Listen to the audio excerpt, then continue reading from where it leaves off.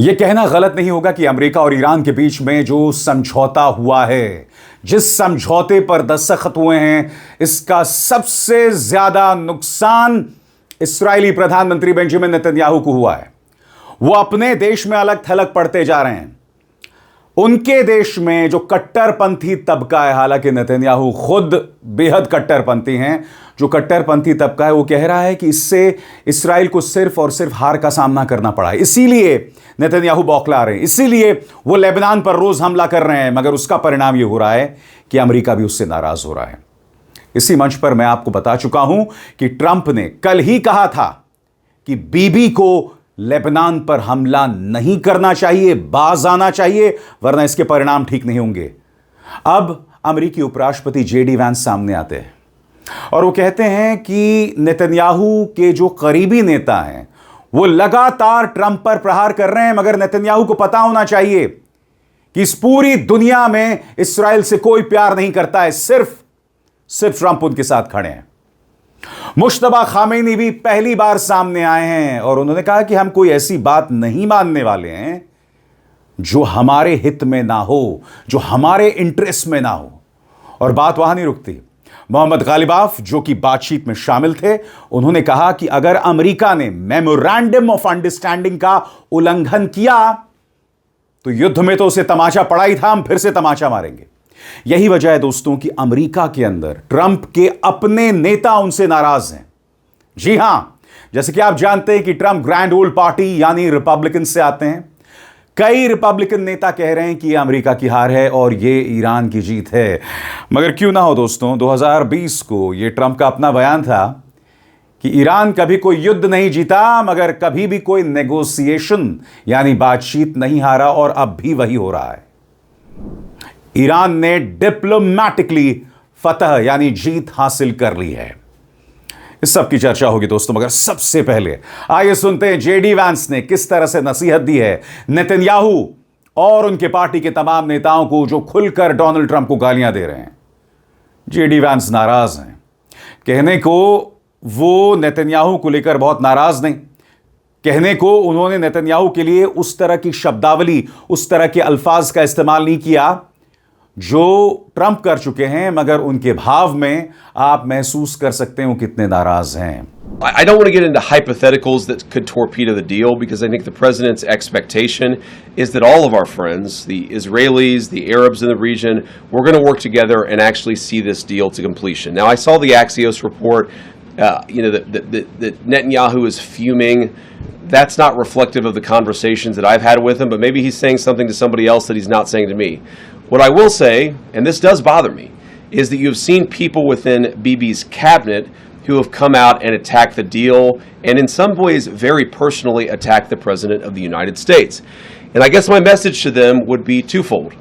Number one, Donald J. Trump is the only head of state in the entire world who is sympathetic to the nation of Israel at this moment in time. And he happens to be the head of state of the world's superpower. If I was in the cabinet of the Israeli government, I might not be attacking the only powerful ally that I have anywhere left in the entire world. And the second message I would give to some of those cabinet members, Bibi, to his credit, has not gone down this path, but to some of these cabinet members in Israel who are attacking the President of the United States, the other thing that I would say is that over the last 3 months, 2/3 of the defensive weapons that have protected your homeland have been built by American hands and paid for by American tax dollars. The problem for Israel is not Donald J. Trump. And anybody in Israel who thinks their biggest problem is the President of the United States needs to wake up and smell the reality of the situation. और दूसरी तरफ जहां तक Netanyahu की बात है, Netanyahu समझ आ रहे हैं कि उनकी हालत धोबी के कुत्ते जैसी हो गई है, ना घर का, ना घाट का, ना खुदा ही मिला, ना विसाले सनम। और इसलिए दोस्तों, क्योंकि उनके देश के अंदर उनका विरोध हो रहा है, उनकी जनता अक्सर सड़कों पर है। इसके अलावा उनके खिलाफ 3 भ्रष्टाचार के केसेस हैं, और अब इस डील के बाद उनके देश के जो कट्टरपंथी तबका है वो भी उनके खिलाफ है। और वो जानते हैं कि जब तक अमेरिका उनके साथ खड़ा हुआ है, उनके लिए बचने का रास्ता है। इसीलिए अब उनका ताजा बयान आया है कि अमेरिका और इस्राएल के संबंधों को बचाए रखने की जरूरत है। आपको समझना पड़ेगा दोस्तों कि नेतन्याहू ऐसा क्यों कह रहे हैं, क्योंकि प्रॉब्लम साफ तौर पर दिख रही है। दोनों देशों के संबंध अपने न्यूनतम स्तर पर हैं। ईरान के साथ जंग ने, या ये कहा जाए ईरान की डिप्लोमेसी ने पूरी तरह से अमेरिका और इस्राएल में एक दरार पैदा कर दी है, जो आज तक इतिहास में आज तक कभी नहीं हुआ था। सुनिए नेतन्याहू क्या कह रहे हैं। ונכון, המאבק עדיין לא תם, ואתגרים נוספים עוד לפנינו. ואלה דורשים מאיתנו קור רוח, עמידה נחושה על האינטרסים הביטחוניים שלנו, ובד בבד שמירה על הקשר החשוב עם ידידינו האמריקנים שלחמו לצידנו כתף אל כתף, ואנחנו מעריכים זאת מאוד. दोस्तों अब मैं आपका ध्यान खींचना चाहता हूं अल जज़ीरा के इस एडिटोरियल की तरफ, जिसमें कहा जा रहा है कि अमेरिका और इस्राएल के जो ताल्लुकात हैं वो अब तक के सबसे खतरनाक दौर में हैं। और इंतजार कीजिएगा मुश्तबा खामेनी ने क्या कहा है, उनके बयान के क्या मायने हैं, क्यों गालिबाफ ने कहा कि अगर अमेरिका बाज नहीं आया तो एक करारा तमाचा पड़ेगा। मगर सबसे पहले अमेरिका और इस्राएल के जो संबंध रसातल में जा रहे हैं, धरती के अंदर जा रहे हैं, उसके मायने क्या हैं, गौर फरमाएं। अमेरिका इस्राएल रिश्ते इस वक्त टेंशन और खतरनाक दौर में हैं। पॉलिटिकल एनालिस्ट हार्लन उल्मन का कहना है कि America Iran memorandum of understanding को लेकर ट्रंप और इस्राएली प्रधानमंत्री बेंजामिन नेतन्याहू के बीच बहुत बड़ा मतभेद पैदा हो गया है। उल्मन ने कहा नेतन्याहू बेहद गुस्से में हैं, वो इस समझौते को तोड़ने की कोशिश करेंगे।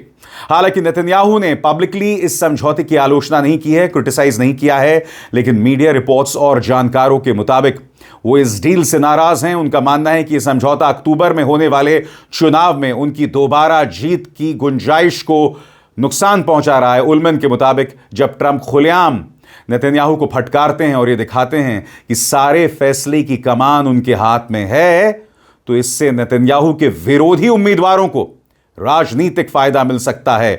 चुनाव नजदीक आते आते इसका असर और बढ़ जाएगा। और अब एक जरूरी संदेश, सच के इस सफर में मेरा साथी बनिए, मेरा चैनल ज्वाइन कीजिए और इनमें से एक विकल्प, एक ऑप्शन चुनिए। शुक्रिया। इससे पहले क्या हो रहा था दोस्तों, डोनाल्ड ट्रंप लगातार यह अपील कर रहे थे, यहां तक कि डोनाल्ड ट्रंप ने अदालतों से भी अपील की थी कि तुम जो भ्रष्टाचार के केस में नेतन्याहू को जेल भेजना चाहते हो ऐसा मत करो। मगर अब ट्रंप नेतन्याहू से अपनी दूरी बना रहे हैं और ये इन दोनों देशों के ताल्लुकात में बहुत अहम, बहुत डिसाइसिव हैं। और यही वजह है कि एक्सपर्ट्स कह रहे हैं कि बद से बदतर हालात होते जा रहे हैं। इस बीच दोस्तों मुश्तबा खामेनी पहली बार सामने आए हैं प्रेस टेलीविजन में। उनका लंबा चौड़ा बयान, उनका बयान क्या है, उसके मायने क्या हैं, वो अब मैं आपको समझाने जा रहा हूं। पहले बहुत त्वरित अंदाज में मैं आपको तमाम जो पॉइंटर्स हैं, अहम बातें हैं, उन्होंने क्या क्या कही आपके स्क्रीन पर। ईरान के सर्वोच्च नेता आयतुल्लाह सैयद मुश्तबा खामेनी का तेहरान वॉशिंगटन MOU पर बयान। ईरान के जिम्मेदार अधिकारियों ने इस MOU तक पहुंचने के लिए पूरी ईमानदारी और देश की चिंता के साथ साथ मेहनत भी की। वो आगे कहते हैं कि अमेरिकी राष्ट्रपति ने मजबूरी और हताशा में इस नतीजे तक पहुंचने के लिए तरह तरह के दबाव और हथकंडों का सहारा लिया, मगर कुछ काम नहीं आया। मेरी व्यक्तिगत राय अलग थी, लेकिन ईरानी जनता और रेजिस्टेंस फ्रंट के अधिकारों की रक्षा के लिए मैंने इस MOU को मंजूरी दी। इसका मतलब क्या हुआ, मुश्तबा खामेनी इस MOU के पक्ष में नहीं थे, मगर उन्होंने कहा कि नेशनल इंटरेस्ट से बेहतर कुछ नहीं हो सकता। और यह बहुत ही अहम बयान है। वो आगे क्या कहते हैं आपके स्क्रीन पर, भविष्य में अगर आमने सामने बातचीत होती है तो इसका जवाब यह नहीं होगा कि हमने दुश्मन के विचारों या उनकी मांगों को स्वीकार कर लिया, मान लिया। ईरानी अधिकारियों ने साफ कहा है कि अगर अमेरिका जरूरत से ज्यादा या अनुचित मांग रखेगा तो ईरान उसे नहीं मानेगा। और गालिबाफ ने कहा है कि हम करारा तमाचा मारेंगे अगर अमेरिका ने MOU को वायलेट किया। उन्होंने क्या कहा कुछ देर बाद, मगर जो बात मुश्तबा खामेनी ने कही वो बहुत मायने रखती है दोस्तों। अब मैं बहुत ही आसान लफ्जों में आपको समझाना चाहता हूं इसका इंपॉर्टेंस, इसका स्ट्रैटेजिक सिग्निफिकेंस क्या है, गौर फरमाएं। नंबर 1, डील को वैधता यानी मंजूरी मिली। मुश्तबा खामेनी ने साफ कर दिया कि समझौता उनकी मंजूरी से हुआ। इससे ईरान के अंदर डील को राजनीतिक और रिलीजियस लीगैलिटी मिलेगी, धार्मिक वैधता मिलेगी।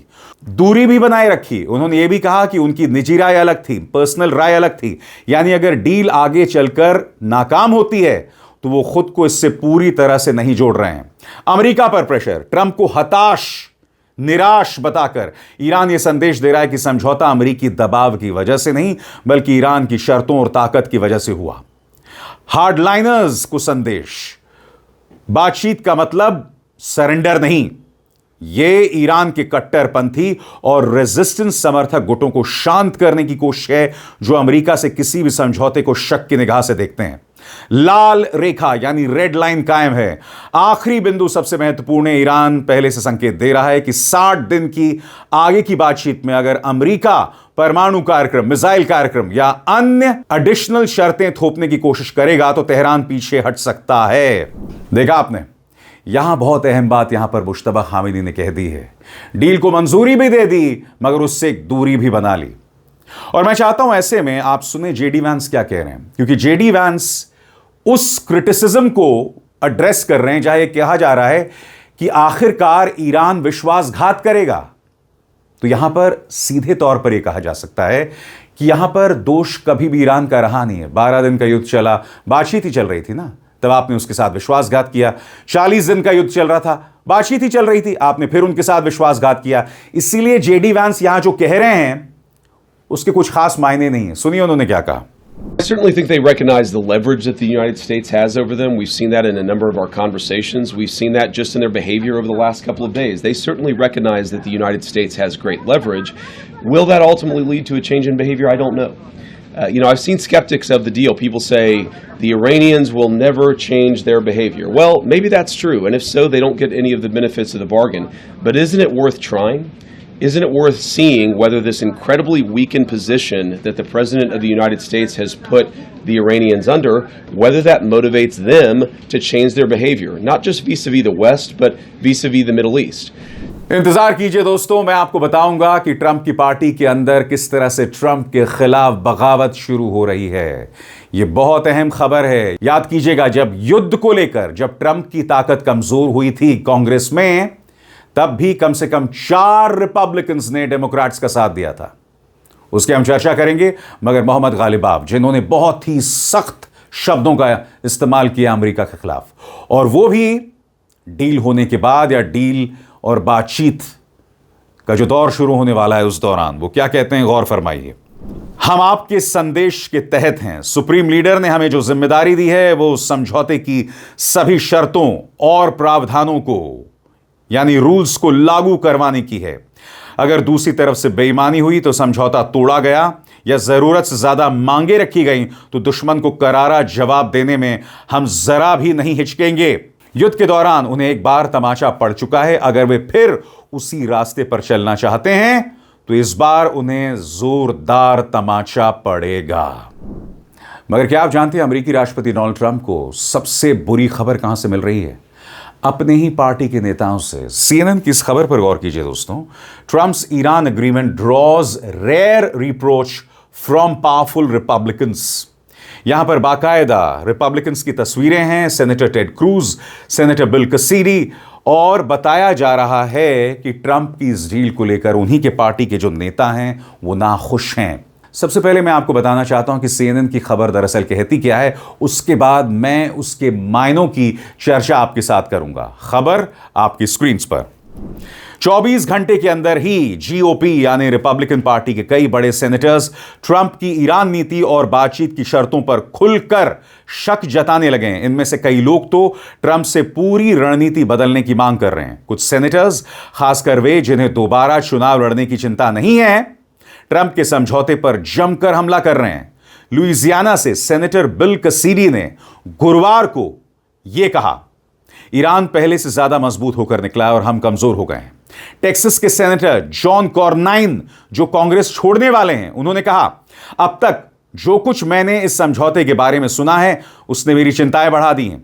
अलास्का की सेनेटर लीसा मुर्काउस्की ने कहा, यह कहना मुश्किल है कि समझौते के बाद ईरान के हालात खराब हुए हैं या अमेरिका के बेहतर। और वो आगे कहती हैं, अरबों डॉलर खर्च हुए, लोगों की जानें गईं, लेकिन आज ईरान को देखकर लगता है वो लगभग वहीं खड़ा है जहां पहले था। इनफैक्ट उससे भी आगे है, क्योंकि इस वक्त ईरान के साथ बहुत बहुत बड़े देशों का समर्थन है। CNN आगे क्या कहता है दोस्तों, इस पर भी गौर फरमाएं। लेकिन सबसे ज्यादा अहम बात यह है कि अब सवाल सिर्फ उन रिपब्लिकन्स की तरफ से नहीं उठ रहे हैं जो कभी कभार ट्रंप से असहमत होते थे। अब ऐसे रिपब्लिकन नेता भी चिंता जता रहे हैं जो लगभग हमेशा ट्रंप की लाइन का समर्थन करते रहे हैं। सुन रहे हैं आप, ट्रंप के अपने कट्टर समर्थक उनके खिलाफ हैं। अब आप सोचिए सड़क पर इसकी क्या हालत है।